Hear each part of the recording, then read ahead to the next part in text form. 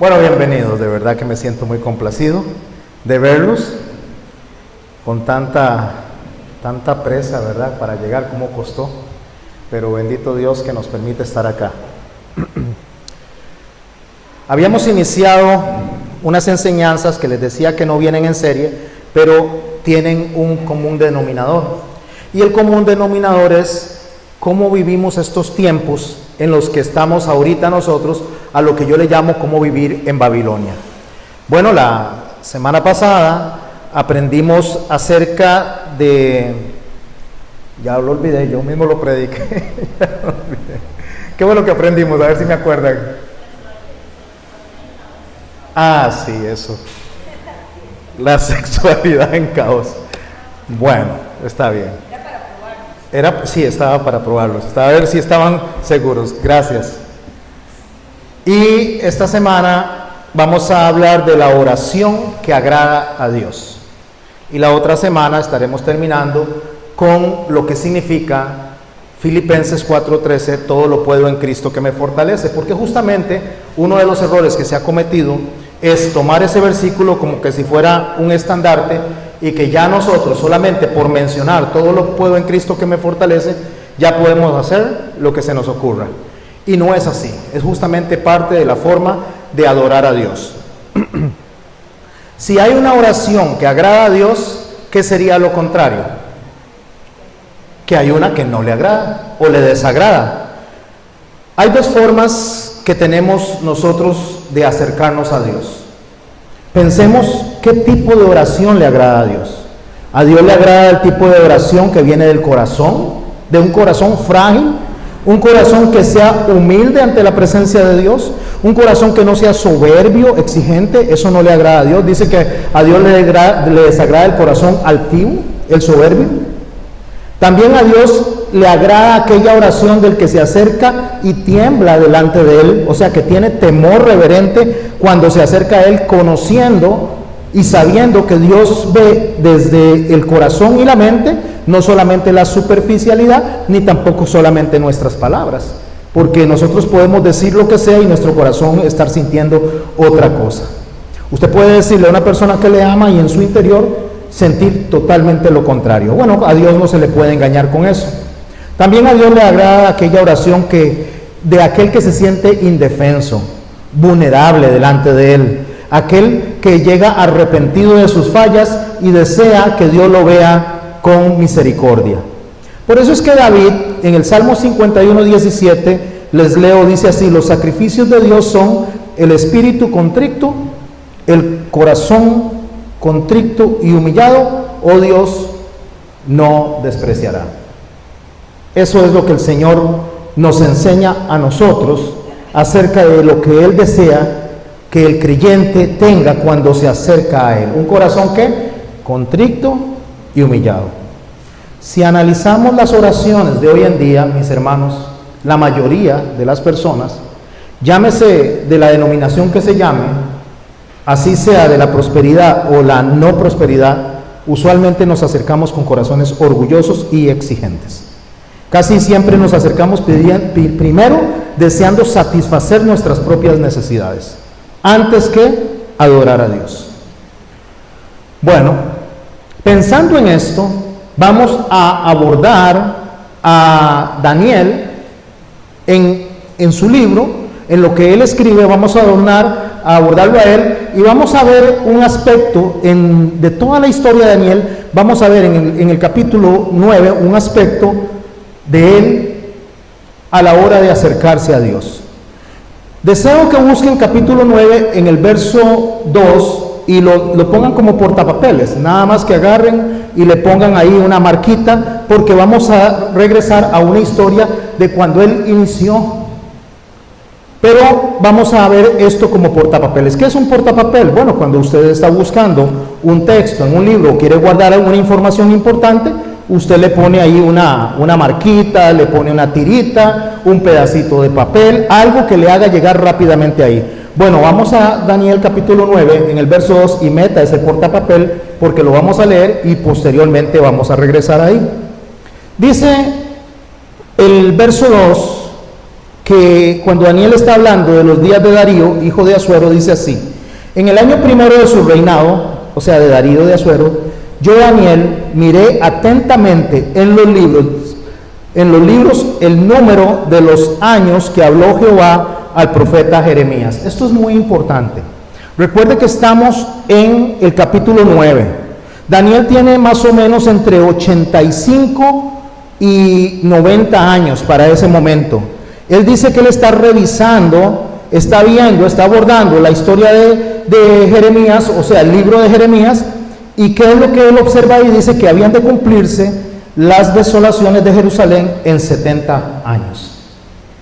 Daniel, en ese momento, cuando él aborda eso, cuando él toma el libro de Jeremías y empieza a sacar cuentas, él ve que el cautiverio se está terminando. Por eso dice en el verso 3 del capítulo 9: y volví mi rostro a Dios el Señor. Escuche muy atentamente a esto: buscándole en oración y ruego, en ayuno, cilicio y ceniza. Oremos, mis hermanos. Padre, en el nombre de Jesús, yo te doy gracias, Señor, por esta noche.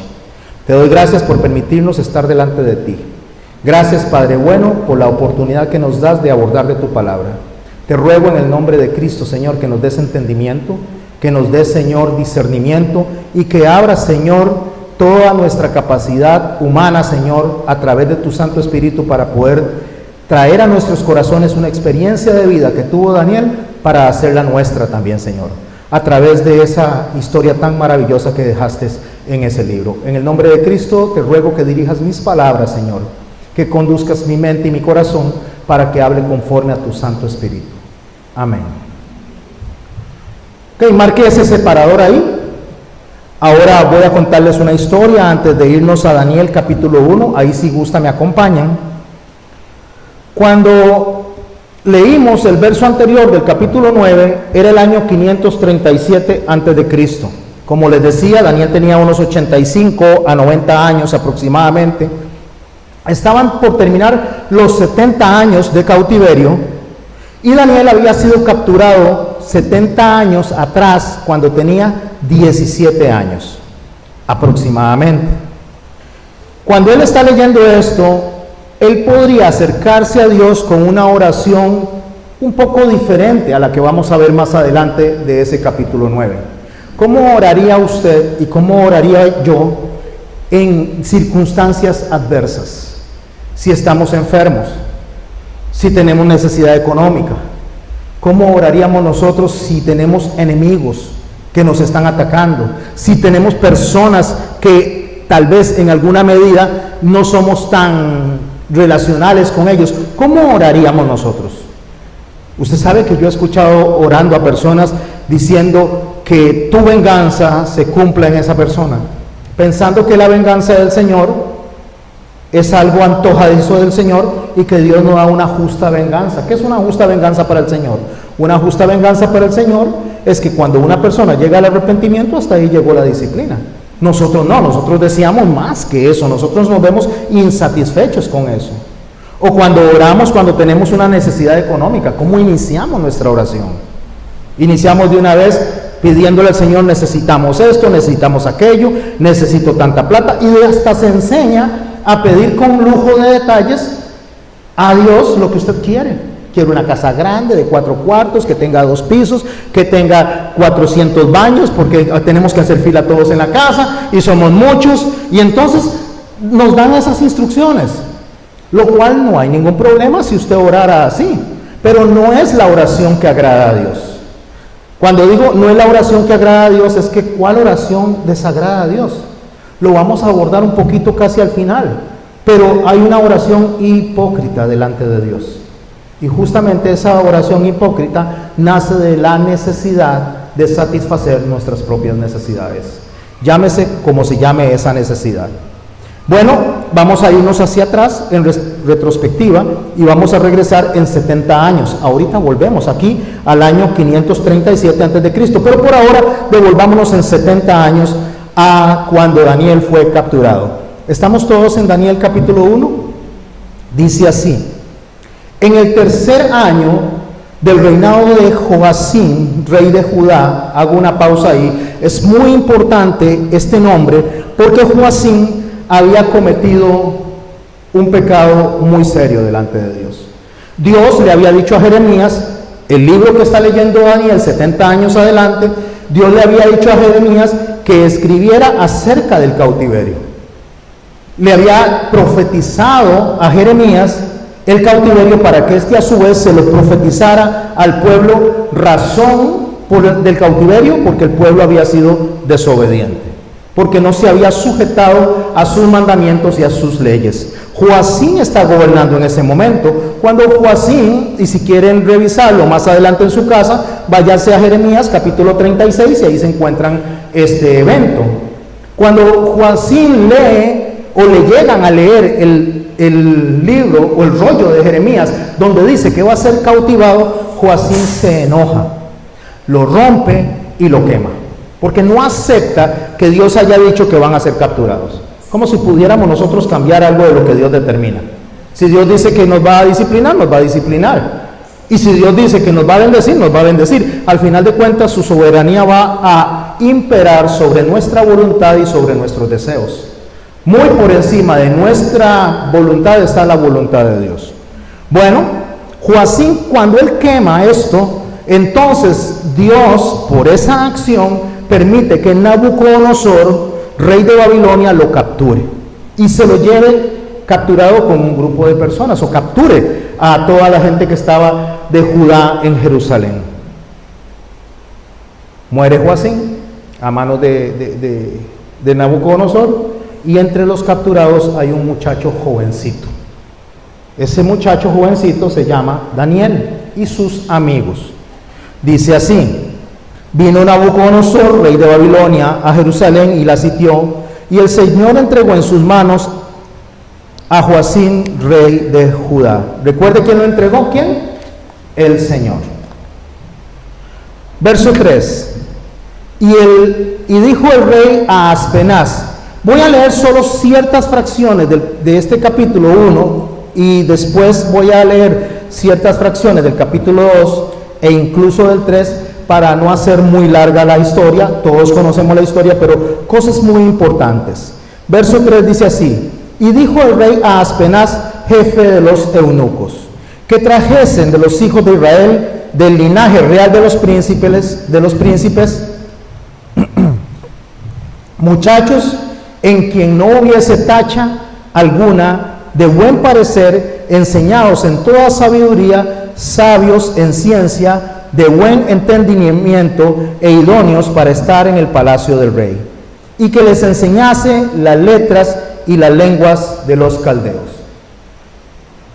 Voy a explicarles algo de esto, porque si nosotros no entendemos cómo está orando Daniel 70 años adelante, no vamos a poder valorar, observar, degustar la oración que este hombre está haciendo.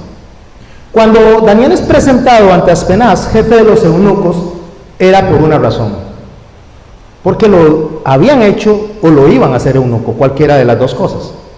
Lo más probable es que ya era eunuco, porque inmediatamente que lo capturan lo hacen eunuco.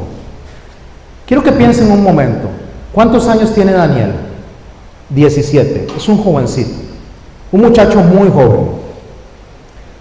Si usted lee toda la Biblia, usted no encuentra descendencia de Daniel en ninguna parte, aunque la Biblia se caracteriza por algo, poner la descendencia de las personas que han servido al Señor, o incluso de aquellas personas, como lo mostró la pastora, que no han servido a Dios, pero es importante para que en la descendencia ver dónde están los enemigos del pueblo de Israel. Usted no encuentra descendencia de Daniel, por la razón de que se hizo eunuco.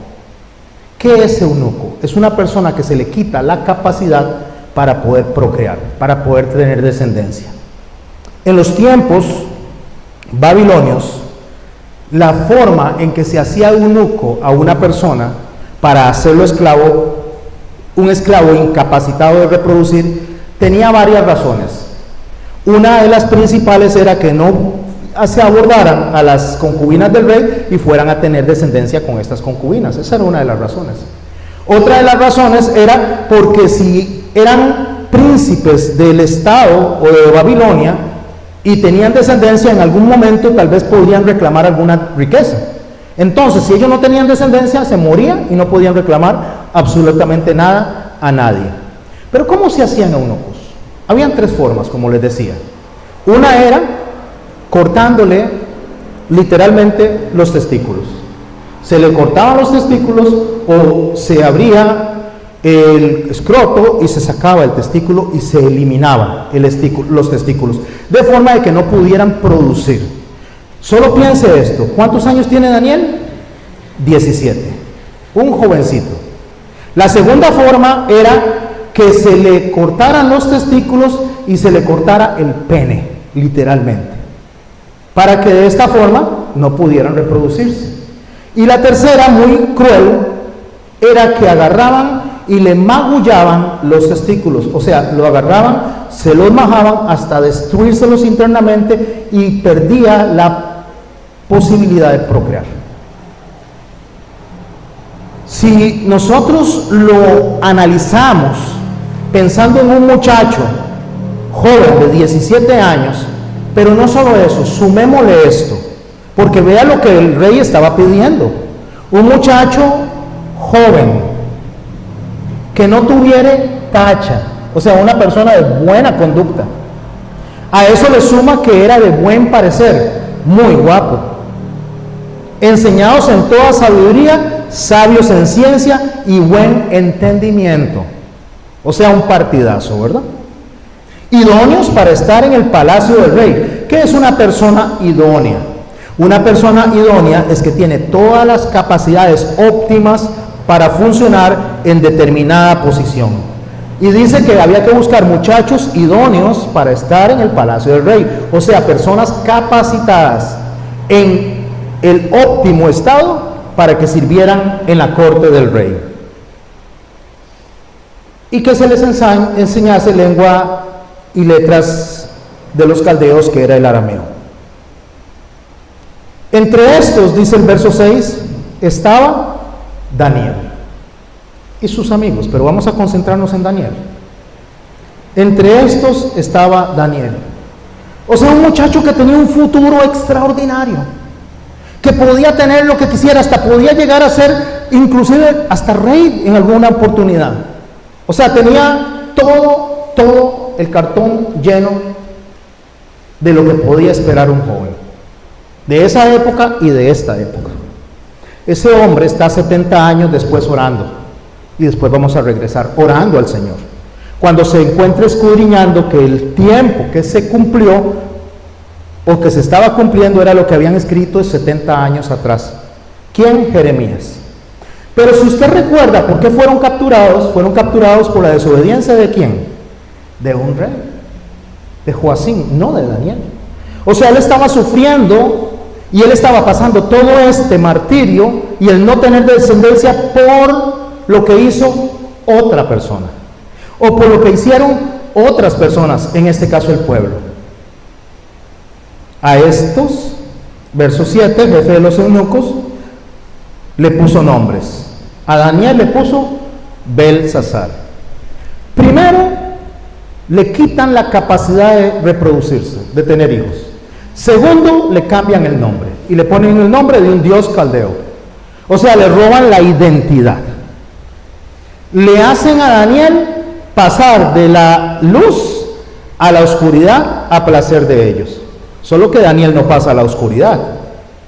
Cuando Daniel tenía unos 20 años aproximadamente, unos 2 años después de que fue capturado, le cambian el nombre y le quitan a él la posibilidad de tener descendencia. A eso de los 19 o 20 años, el rey Nabucodonosor tiene un sueño. Cuando él tiene el sueño, dice el capítulo 2, en el verso 1, leemos esta sección: en el segundo año del reinado de Nabucodonosor tuvo un sueño. En el verso 2 hizo llamar el rey a magos, astrólogos, encantadores y caldeos para que le explicasen su sueño. Cuando en Costa Rica se hace una campaña para que los partidos coloquen presidentes, diputados o personas que ocupen rangos altos en el gobierno, usted no necesita ser ni profesional, ni necesita ser una persona súper estudiada, porque todo costarricense tiene la posibilidad de funcionar o servir en el gobierno. Lo que hace el sistema político de Costa Rica es que le pone asesores a la persona. Así que podemos ser personas, incluso pueden ser personas analfabetas y sin ningún conocimiento en algo, que si el pueblo lo escoge, ese va a estar ahí al frente. Solo que se le ponen representantes a ese hombre que le van a asesorar, abogados, economistas, gente, y por eso usted ve un montón de salarios que se pagan a usted. Pero ¿cómo es que un diputado tiene 14 asesores, 16 asesores? Porque tiene asesores en economía, asesores tal vez en la parte en la parte de social, en la parte militar, no tenemos militares aquí, ¿verdad? En la parte policial o de seguridad. El asunto es que cuando en los tiempos de Nabucodonosor un rey gobernaba, también tenía asesores. Y esos asesores se le conocían como magos, astrólogos, encantadores y caldeos. Cuando usted escucha la palabra mago, ¿qué es lo primero que se le viene a la mente? Alguien sacando un conejo de un sombrero, ¿verdad? O alguien haciendo trucos, David Copperfield. ¿Lo han visto? Buenísimo, ¿verdad? Eso es lo que se nos viene a la mente como mago. Pero los magos en el tiempo de los babilonios, lo mismo que en los tiempos de Jesús, cuando vienen los famosos magos del oriente, no se refiere a alguien haciendo esas cosas, no se refiere a un actor de un circo, no se refiere a ese tipo de personas. Magos en esos tiempos eran llamados así porque originariamente cuando Babilonia captura Egipto y cuando Babilonia captura el imperio de Lidia, cuando el hombre o el imperio que captura toma a un pueblo, absorbe parte de la cultura de ese pueblo y los capturados absorben parte de lo que trae el imperio que los toma. Me estoy explicando, ¿verdad? Bueno, ellos absorbieron a esos magos, a lo que son los maguís, así se llamaban. Era una tribu llamada maguí. Esta tribu de la antigua Media lo que hacía es que se ocupaba de las prácticas religiosas, básicamente de los funerales. Hoy nosotros en día conocemos las funerarias. Estas personas que están en las funerarias, lo que hacen es que le organizan a la familia doliente todo lo necesario para que esta persona se despreocupe, y cuando el sepelio se da, ellos solo estén enfrentando su dolor. ¿Es así, verdad? Así es como funciona. Muchas gracias. Vamos a hacerle publicidad, ¿verdad? Eran personas que oficiaban los funerales. Eso es importante que lo tengamos en cuenta, ¿verdad? Eso eran los maguí. Bueno, cuando los babilonios conquistan, absorben a estas personas y los ponen como personas que dirigen los consejos del rey. ¿Por qué? Porque trataban con muertos. Por eso, porque trataban con muertos básicamente. No es tanto para que le oficiaran funeral al rey. El rey lo menos que quería era morirse en ese momento. Los astrólogos, que no es lo mismo que astrónomo, el astrónomo es el que estudia los planetas, a qué distancia están, cuánto es la rotación de la Tierra, eso es un astrónomo. Pero un astrólogo básicamente lo que hace es reconocer el significado de los eventos celestes para usarlo como un método de adivinación. Eso es un astrólogo.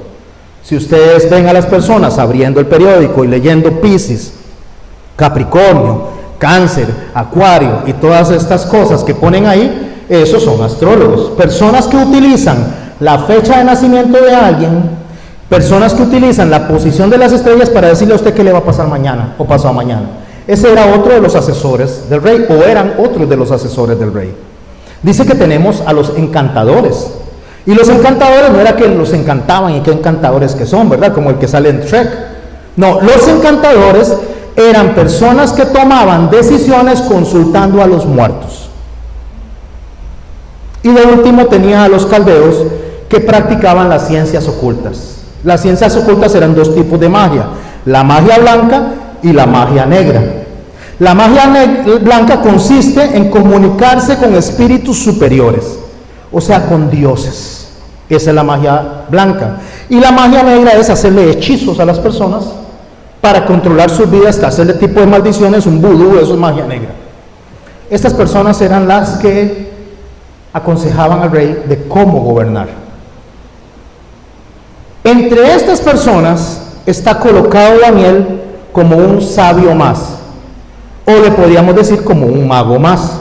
Pero recuerde que mago no es hechicero, sino cada uno tenía su función. Daniel no es parte de esos 4 grupos.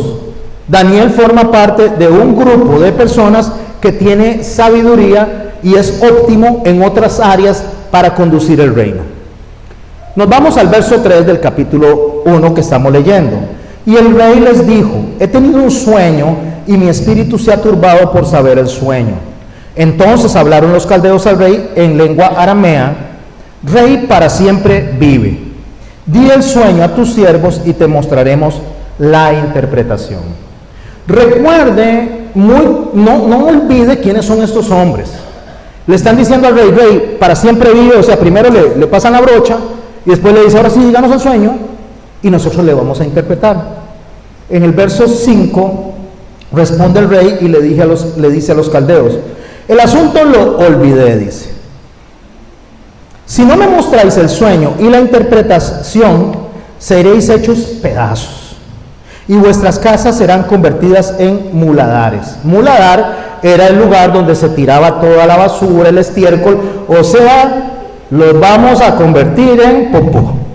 Si no me adivinan, si no me dicen eso, o sea, si no me dicen el sueño y la interpretación, los voy a hacer a ustedes, a sus familias y a todos los voy a hacer popó. Es básicamente lo que el rey les está diciendo, para usar palabras que se puedan utilizar en este lugar. Cuando él le dice eso, añade en el verso 6: y si me mostrareis el sueño y su interpretación, recuerde, sueño e interpretación, recibiréis de mí dones y favores, gran honra. Decidme pues el sueño y su interpretación. Yo anoche me soñé, me soñé algo. Douglas, ¿qué me soñé antenoche? No sabe, pero ¿cómo no vas a saber? Brandon, ¿qué me soñé yo antenoche?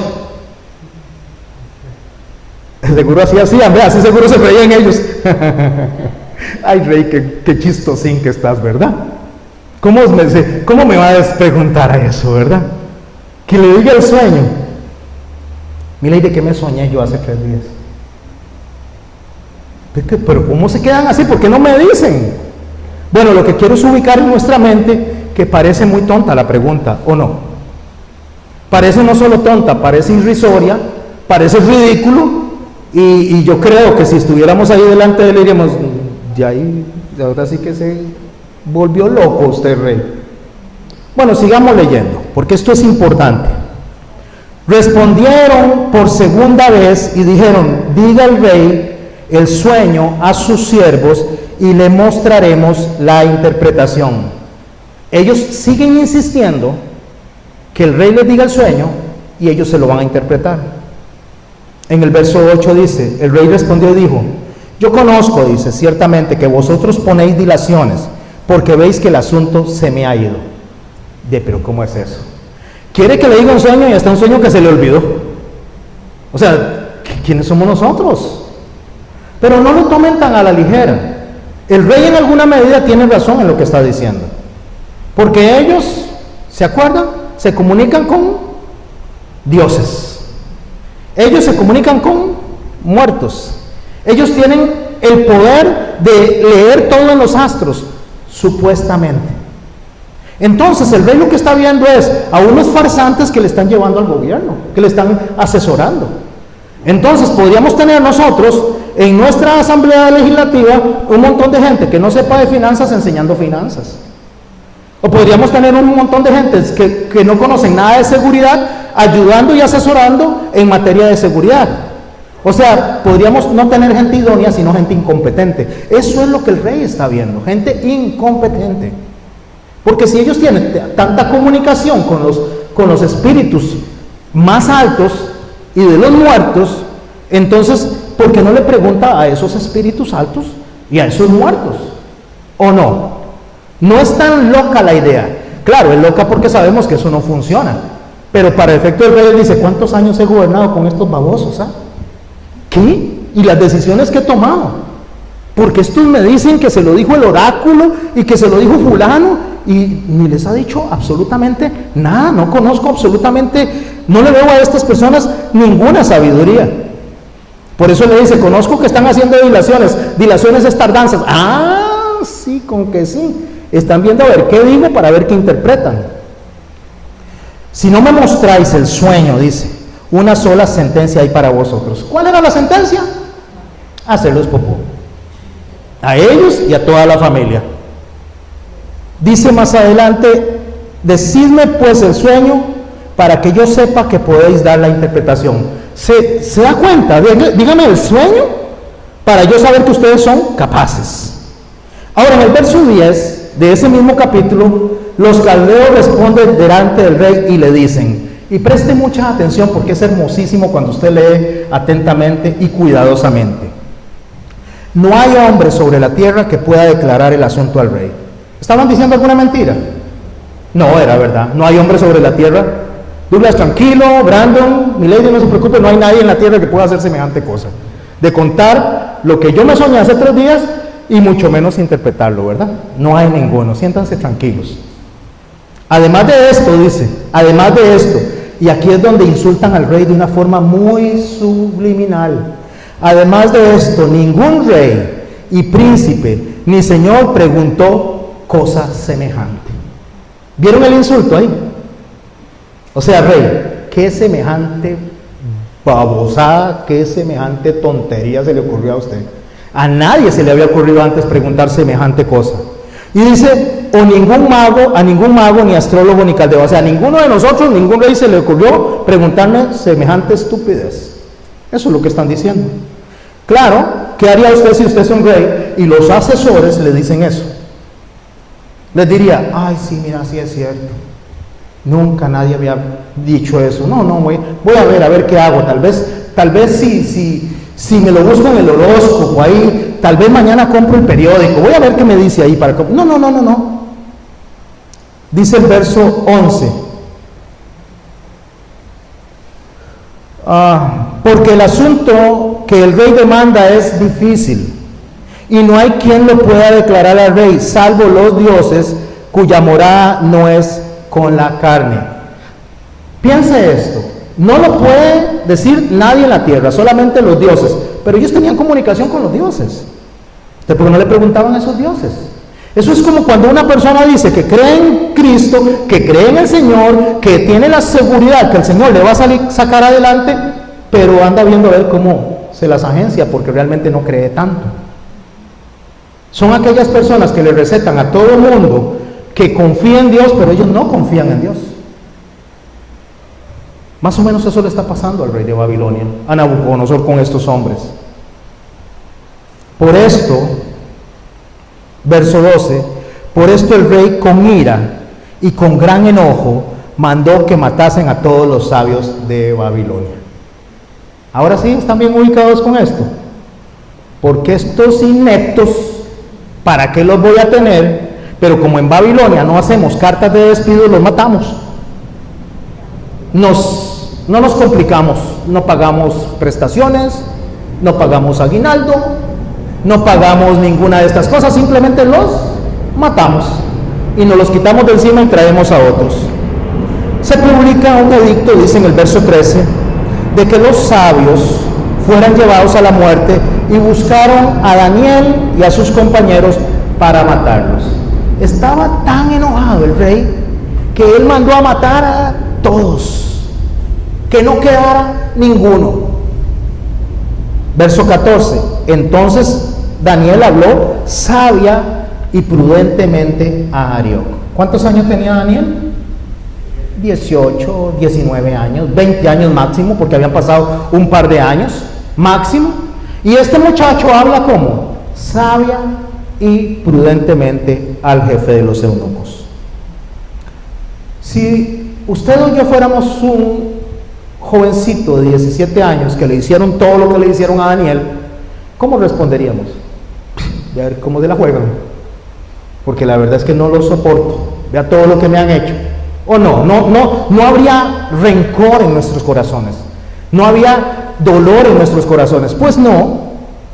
Él pregunta, ¿cuál es la causa de que este edicto se publique de parte del rey tan apresuradamente? En el verso 15 a la mitad. Entonces Arioc hizo saber a Daniel lo que había. O sea, le explicó, mire Daniel, esto es lo que está pasando.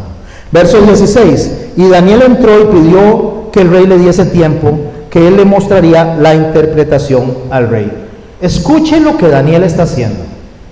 Daniel no le está diciendo al rey que le diga el sueño, ni le está diciendo a Arioc que le diga el sueño. ¿Qué es lo que dice Daniel? Deme tiempo nada más. Deme tiempo. Deme tiempo porque voy a ver para darle la interpretación. Luego, verso 17, se fue Daniel a su casa e hizo saber lo que había a Ananías, Misael y Azarías, amigos de él, sus compañeros. ¿Qué fue lo que fue a pedirle Daniel a sus amigos que hicieran? Para que pidiesen misericordia del Dios del cielo sobre este misterio. Vea, hermanos, lo que él fue a pedir misericordia. Estamos hablando de la oración que agrada a Dios. ¿Qué hubiera hecho Daniel en el 2018? Declaro y pongo las manos que se muere el rey. Declaro que este asunto del rey se le olvide en la cabeza. O empezaría a dar vueltas tal vez alrededor del palacio. Voy a tomar el palacio, voy a conquistar el palacio, voy a tomar propiedad de este palacio. O no lo haría así según el 2018. Pero no lo hace así. Daniel no hace eso. Daniel le pide misericordias a Dios. ¿Por qué? Para que le revele este misterio. Sigue diciendo el texto en el verso 20. Y Daniel habló y dijo: sea bendito el nombre de Dios de los siglos en siglos, porque suyos son el poder y la sabiduría. Daniel lo primero que hace es reconocer que quien tiene el poder y sabiduría no es él. ¿Quién lo tiene? Dios. Lo que quiero ubicar la mente de todos los que estamos aquí es en el joven, por todo lo que pasó, 70 años después, se está dando cuenta que van a ser liberados. ¿Y qué hace él? Cuando Daniel recibe la interpretación y recibe el sueño, en el verso 23 dice: a ti, oh Dios de mis padres, te doy gracias y te alabo porque me has dado sabiduría y fuerza, porque me has revelado lo que te pedimos, pues nos ha dado a conocer el asunto del rey. ¿Vamos bien ahí? Eso es lo que pasó 70 años antes de lo que dejamos en el portapapeles. Eso fue lo que pasó 70 años antes del Daniel que está orando nuevamente y acercándose a Dios, dice, en humillación, en silicio y exaltando el nombre de Dios. 70 años. ¿Qué hubiéramos hecho nosotros por lo que nos ha pasado en nuestra vida?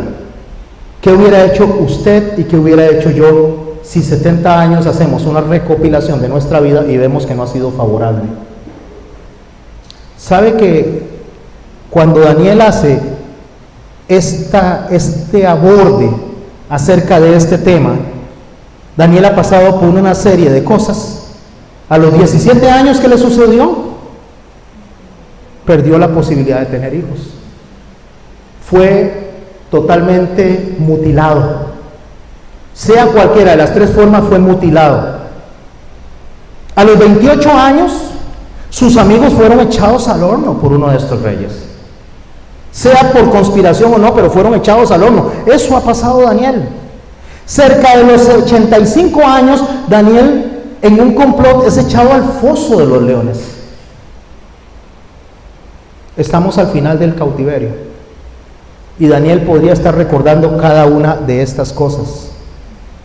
Continuamos leyendo el texto anterior.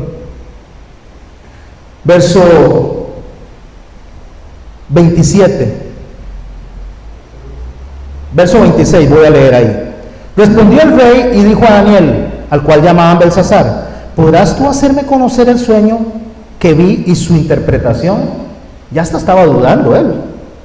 Daniel respondió delante del rey diciendo: el misterio que el rey demanda, ni sabios, ni astrólogos, ni magos, ni adivinos lo pueden revelar al rey. ¿Estaba diciendo Daniel una verdad?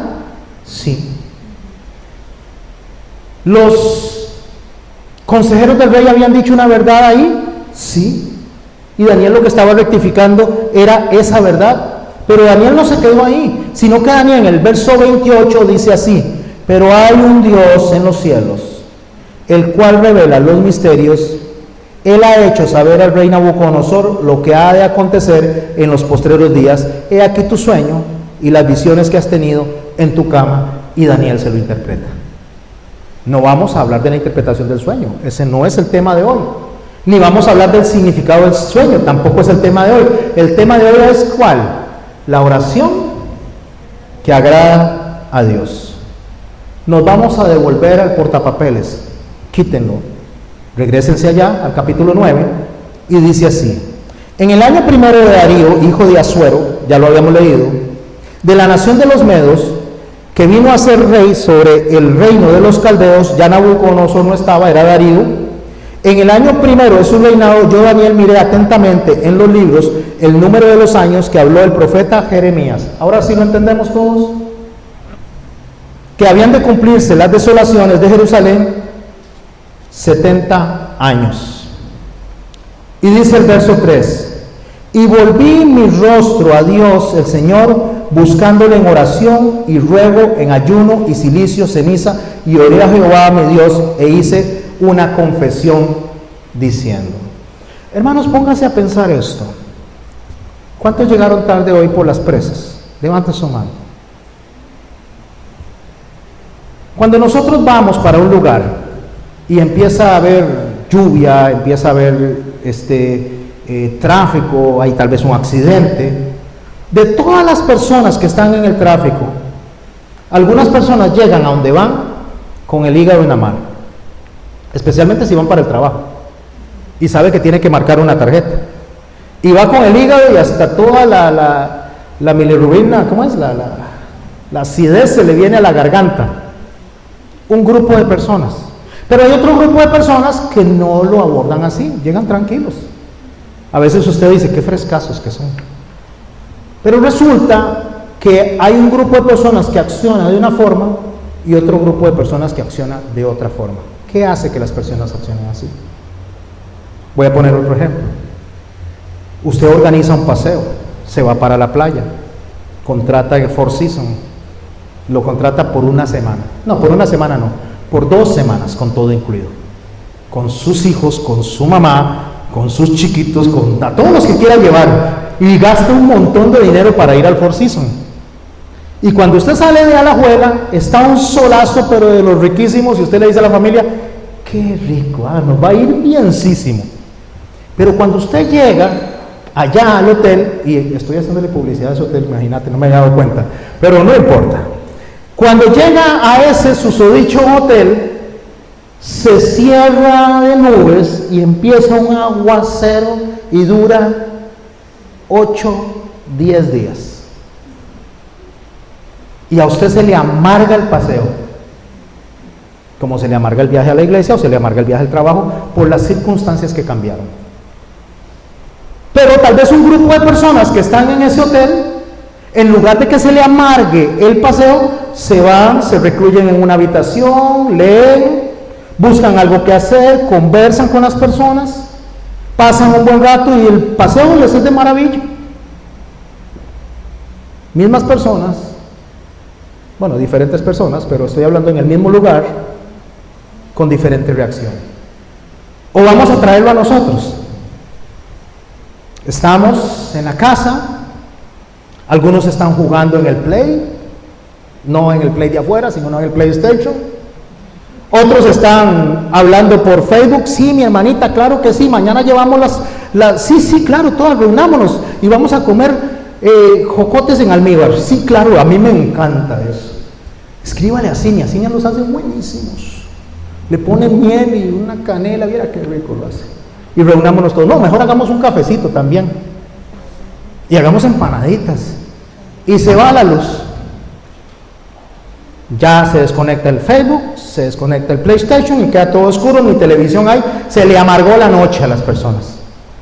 A un grupo de personas se le amargó la noche, pero otro grupo de personas no se le amarga la noche, sino que se sientan en el corredor y ven las estrellas y ven lo que está pasando y hablemos. Mira, ¿te acordás cuando estábamos chiquillos?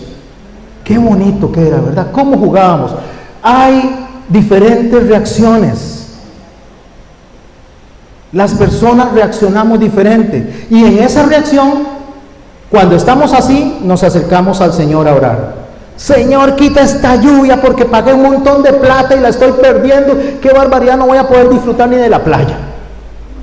Señor, qué barbaridad, quita este tráfico, ciégalo, Señor, y declaro que todos estos carros se fundan o caigan al abismo, no sé, pero que desaparezcan porque tengo que llegar al trabajo. O tal vez, ¡ay, Señor, rápido, mire que ya pasaba el mundo número 4 de Mario! Que venga rápido porque quede ahora. ¿Y qué le voy a decir a mis? Lo que quiero rescatar de esto, mi hermano y mi hermana, es que la oración va a ser consecuente a mi reacción. Eso es lo que quiero rescatar. Y la oración, cuando reacciona consecuente a lo que está pasando, podría ser agradable para Dios o desagradable. Tenemos a Daniel, 70 años, eunuco, pasó por todo lo que pasó. Está terminando el periodo y le voy a decir que ni siquiera regresó a Jerusalén. Y él dice que se acerca a Dios buscándole en oración. Escuche, en ruego, en ayuno, cilicio y ceniza. O sea, en una oración de duelo. Pero si ya va a ser libre, ¿por qué no se levanta y dice, gracias Señor, yo vengo declarando 70 años que voy a ser libre y ahora sí ya voy a quedar libre? No, él se acerca con dolor. Y escuchen lo que dice, y voy a recalcar algunas partes. Ahora, Señor Dios grande, digno de ser temido, que guardas el pacto y la misericordia con los que te aman y guardan tus mandamientos. Y dice, hemos, plural e inclusivo, hemos pecado. ¿A quién se le reclama realmente? ¿A quién Dios le reclama por el cual los metió en cautiverio? Al pueblo y a Joacim. Pero dice Daniel, hemos pecado, hemos cometido iniquidad, hemos hecho impíamente, hemos sido rebeldes, nos hemos apartado de tus mandamientos y de tus ordenanzas. No hemos, verso 6, obedecido a tus siervos los profetas, que en tu nombre hablaron nuestros reyes y nuestros príncipes y nuestros padres y todo el pueblo de la tierra. Estamos viendo cómo se acerca a él. Se acerca en humillación, en cilicio, en dolor, y dice así: Señor, gracias porque me vas a liberar, porque es un montón de salvajes se comportaron mal. Porque si no hubiera sido por el rey Joacim, no estaría yo aquí. Porque la verdad es que yo soy bueno, pero ese montón de maleantes me hicieron que estuviera yo aquí. No, ¿verdad que no? Ahora sí. Hemos, dice. Hemos. ¿Sabe que cuando a Daniel le dicen que interprete el sueño, una de las cosas que él pide es que no maten a los otros magos? Intercede por ellos. ¿Usted sabía que hay dos personas en la Biblia a las cuales Dios le llama amados? Así, directamente. El hijo amado o el varón amado. A Jesús y a Daniel. 2 veces a Daniel. Pero ¿qué hizo Jesús cuando lo estaban crucificando? Perdónalos porque no saben lo que hacen. ¿Cuál es la oración que agrada a Dios? ¿Qué es lo que hace Daniel? Hemos pecado. Hemos hecho. Vean, mi hermano, no se trata de si usted es el que, ¿cómo es? Si usted es el culpable o no es el culpable de lo que está pasando en su casa. Lo importante aquí es pedir que Dios sea el centro de mi casa. Restaure mi casa. Venga y sea a quien voy a adorar y lo voy a hacer parte de la dirección de mi casa. ¿Me estoy explicando con esto? Tuya, dice en el verso 7, tuya es, Señor, la justicia y nuestra la confusión de rostro. Déjeme explicarle algo, porque si usted lo lee así tan a la ligera, no sabe lo que él está diciendo en confusión. Lo que él está diciendo ahí, muestra es la verencundia del rostro. Verencundia es cuando se le enciende el rostro en un color rojizo, y esto sucede a causa de una acción deshonrosa y humillante que cometió esa persona o otra persona. Entonces, ¿qué es verencundia? ¿Cómo le decimos en nuestro idioma? Vergüenza. ¿Sabe qué tenía Daniel? Vergüenza ajena delante de Dios. Qué interesante, ¿verdad? ¿Cómo ora Daniel? Daniel se acerca con vergüenza ajena. Daniel sabe que Dios está siendo deshonrado por otras personas, pero él se incluye y a él le da verencundia. O sea, nuestra es la confusión de rostro, nuestra es la vergüenza. Señor, tú, Señor, eres justo, y a mí me da vergüenza nuestra conducta. ¿No le ha pesado a usted que usted tiene vergüenza ajena a veces por las cosas que hacen otras personas? ¿No ha estado usted en público y tal vez las acciones de un tercero lo hace a usted que se pone rojititico como un tomate, y no es ni siquiera su acción, su actitud, sino la actitud hostil de otra persona? ¿Le ha pasado o no le ha pasado? Eso se llama vergüenza ajena, eso se llama verencundia. Eso estaba teniendo Daniel. Y si a usted le ha pasado, usted entiende lo que está pasando Daniel y cómo está orando Daniel. En el verso 8 dice: oh Jehová, muestre la confusión, recuerde, verencundia de rostro de nuestros reyes, de nuestros príncipes, de nuestros padres. ¿Qué es lo que está diciendo? Qué vergüenza lo que hizo Joacín, qué vergüenza lo que hicieron nuestros padres, qué vergüenza lo que ha hecho todo el pueblo, Señor, qué vergüenza lo que hace la humanidad, qué vergüenza, Señor. Y yo me incluyo ahí, dice, porque contra ti pecamos. ¿Por qué Daniel habla así? ¿Por qué Daniel tiene esa convicción a la hora de orar? ¿Cómo está orando Daniel? Daniel está orando en dolor, en vergüenza, en humillación, en luto, y no solo eso, está orando en el reconocimiento de lo que es Dios y de lo que es el ser humano. De Jehová, dice el verso 9, Dios es tener misericordia y perdonar, aunque contra Él nos hemos, plural, inclusive, rebelado y no obedecimos la voz de Jehová nuestro Dios, para andar ¿en dónde? En sus leyes que Él puso delante de nosotros por medio de sus siervos los profetas. Todo Israel, dice, traspasó tu ley apartándose para no obedecer tu voz, por lo cual ha caído sobre nosotros la maldición y el juramento que está escrito en la ley de Moisés, siervo de Dios, porque contra Él hemos, plural, pecado. Voy a abordar el capítulo 6 de Mateo, y doña Marlene lo leyó al principio, la pastora lo leyó al principio, Dios se lo puso en el corazón a ella, y Dios lo había puesto en el corazón mío. Aquí ninguno, ni el pastor sabe lo que yo voy a predicar, ni yo sé lo que él va a predicar, ni las personas porque confiamos en que el Espíritu es quien dirige nuestros corazones. Pero si hay algo certero, es que Dios nos muestra a nosotros que Él está en la misma página y nos mueve a todos en la misma dirección. Antes de abordar Mateo en el capítulo 6, hablando de la oración que agrada a Dios y la oración que desagrada a Dios, quiero mencionarles 3 personas que oraron. Abraham, por decir algo, por decir el primero, dice así: no se enfade mi Señor si le digo. Creo que lo que hemos llevado las enseñanzas de Génesis con la pastora Cindy, sabemos que está hablando de cuando iba a destruir Sodoma y Gomorra, allá en el capítulo 18 de Génesis. Él le dice: no se enfade mi Señor si le digo. Cuidado, dice, que soy atrevido de interpelar a mi Señor. Después dice: no se enfade mi Señor, porque yo hablaré esta vez. ¿Cómo se acerca Abraham a Dios?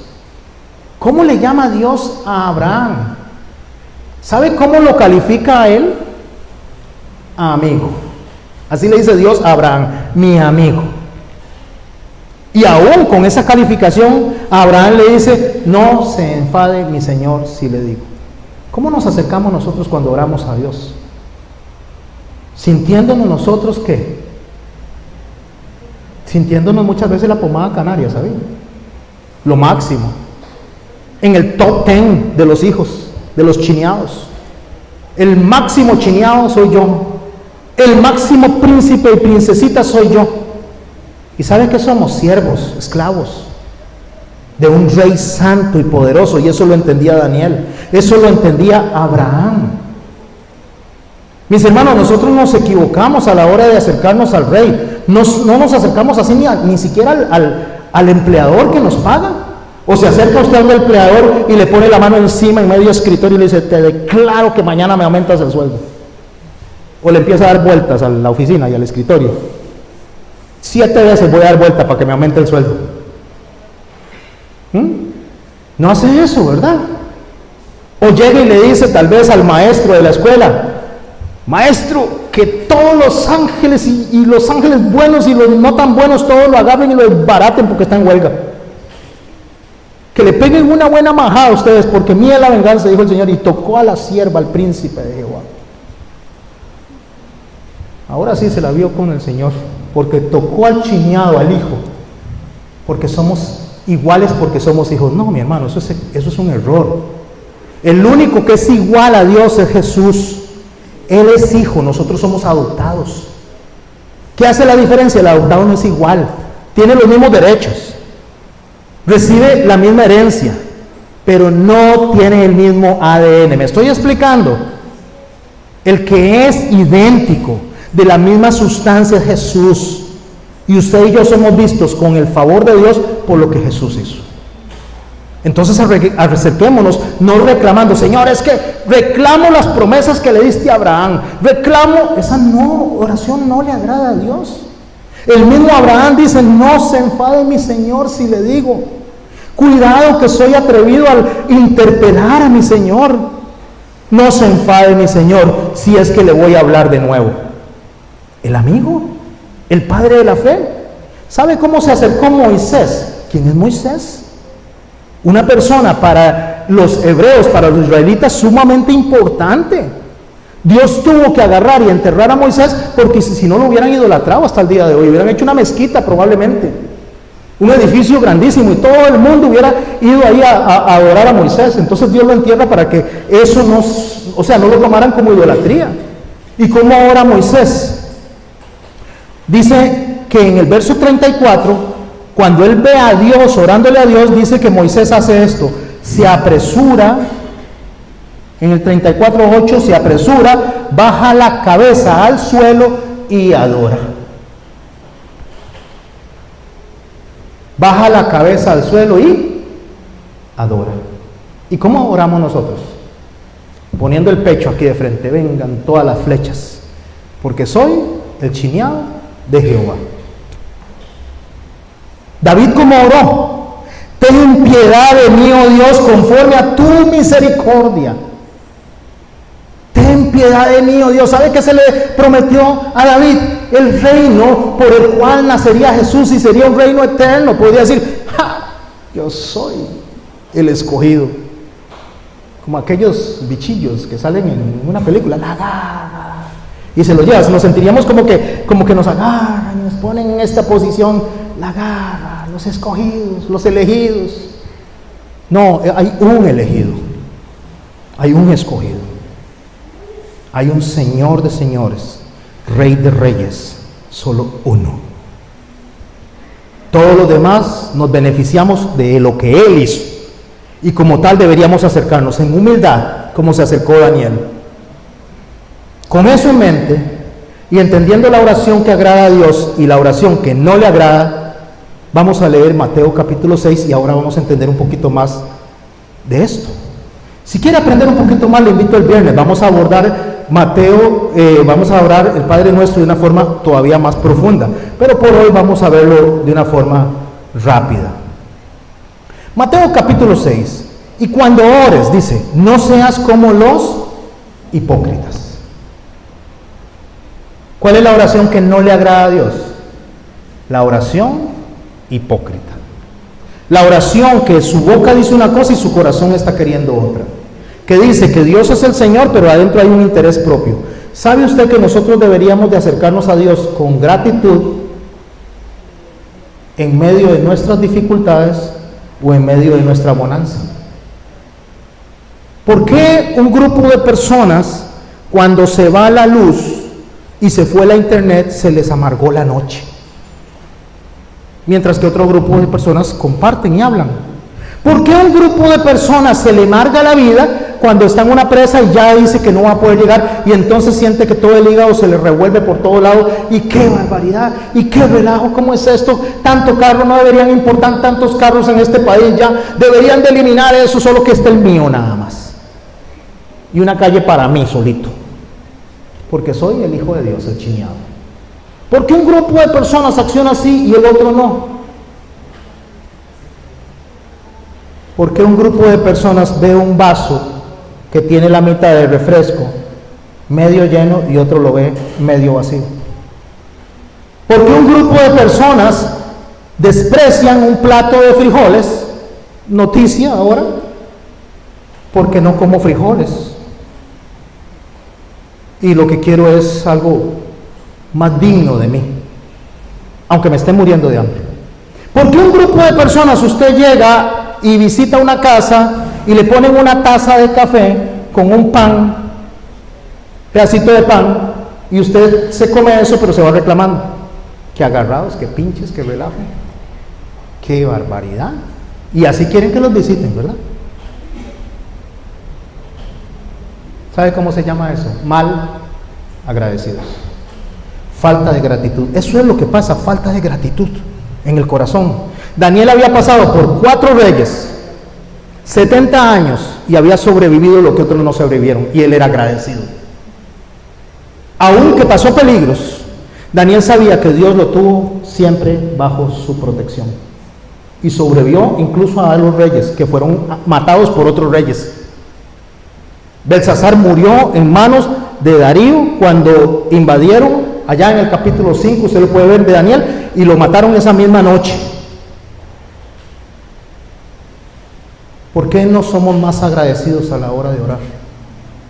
¿Por qué somos tan ingratos a la hora de orar? Como no tengo tiempo, voy a leer solo una sección del Padre Nuestro. ¿Cómo empieza Dios? Cuando ores no seas como los hipócritas, porque aman el orar en las sinagogas y en las esquinas de las calles para ser vistos por los hombres. De cierto os digo, ya tienen su recompensa. Son personas que oran por sí mismos. Mas tú cuando ores, dice, entra en tu aposento, cerrada la puerta, ora a tu Padre que está en secreto, y tu Padre que te ve en secreto te recompensará en público. Orando no uses vanas repeticiones, refiriéndose que no oren sin sentido. No es las oraciones que hay en el día, porque no existían en ese entonces. Es no ores sin sentido. No diga gracias Señor por esta agua, por decirlo. Vanas repeticiones cuando usted agarra y usa un estribillo, como los gentiles que piensan que por su palabrería serán oídos. No hagáis pues semejantes a ellos, pues vuestro Padre sabe de las cosas que tenéis necesidad antes de que vosotros la pidáis. Vosotros oraréis así. ¿Y cómo inicia?